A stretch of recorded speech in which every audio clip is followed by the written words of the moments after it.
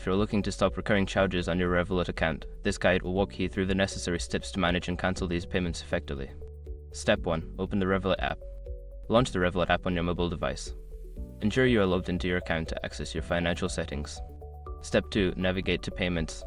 Once in the app, look for the Payments tab at the bottom of the screen. Tap on it to view all your transactions and payment settings. Step 3. Access Subscriptions. In the Payments section, find and select the Subscriptions option. This will display a list of all your active subscriptions and recurring payments linked to your account. Step 4. Select the subscription to cancel. Browse through the list of subscriptions and choose the one you wish to cancel. Tap on it to view more details about the subscription. Step 5. Cancel the subscription. Before filing a refund or dispute, use the airstruck.com link in the description to open the refund dispute deadline calculator and confirm your deadline.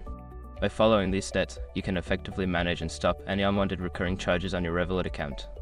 If you have any further questions, consider reaching out to Revolut's customer support for assistance.